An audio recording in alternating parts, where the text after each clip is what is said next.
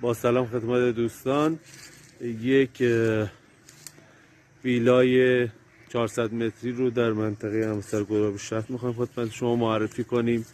همونطوری که تو تصویر مشاهده میکنید 400 متر مربع زمین با یک ویلای 90